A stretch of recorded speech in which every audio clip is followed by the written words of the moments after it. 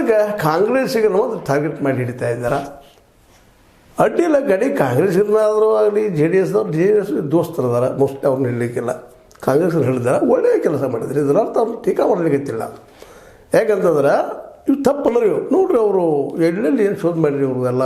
ನಮ್ಮ ಪಪ್ಪಿ KC ವೀರೇಂದ್ರ ಶಾಸಕ online gaming ಮಾಡಿಸುವಂಥದ್ದು ಯಾವಪ್ಪ, ಗೋವಾದ casino gold, ocean rivers casino, puppies casino, fried, ocean 7 casino, big daddy casino, fried ಇದೆಲ್ಲ ತಾಳಿ ಬೆಳೆದಾರ.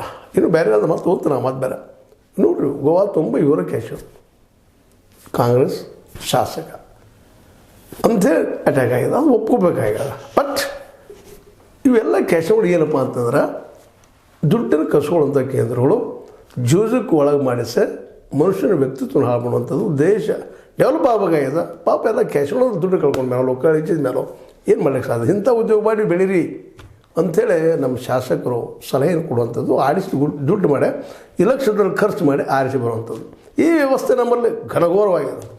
ಆ ದಿಶೆಯಲ್ಲಿ ಇವತ್ತು ನಮ್ಮ ED ಅಟ್ಯಾಕ್ ಮಾಡಿದ್ದಂತ ಭಾಳ ಸಂತೋಷ. ಹಾಗೆ ಇಲ್ಲಿ ಕಾಂಗ್ರೆಸ್ಸಿನ ಏನು ಮಾಡಬೇಕಾಗಿದೆಪ್ಪ ಅಂದರೆ ಕರ್ನಾಟಕದ ಕಾಂಗ್ರೆಸ್ ಅದ, ಲೋಕಾಯುಕ್ತ ಅವ್ರದ್ದು ಅದ. ಇಂಥ BJP ಶಾಸಕರು ಯಾರಿದ್ದಾರೆ ಅವ್ರ ಮೇಲೆ ಯಾಕೆ ಅಟ್ಯಾಕ್ ಮಾಡಿಸ್ಬಾರ್ದು. ಸುಮ್ಮನೆ ಬೇಕು ಕುಡಿದ್ರಲ್ಲೇ ಆರೋಪ ಮಾಡೋದ್ರಲ್ಲಿ ಏನೂ ಆಗ್ತಿಲ್ಲ. ಬರೀ ಕಾಂಗ್ರೆಸ್ಗೆ ಅಷ್ಟೇ ಅಂತಾರೆ ರೀ, ಕಾಂಗ್ರೆಸ್ಗೆ ಅಷ್ಟೇ ಅಂತಾರೆ. ಅವ್ರು ಮಾಡ್ಯಾರ, ನೀವು ಮಾಡಿರಿ.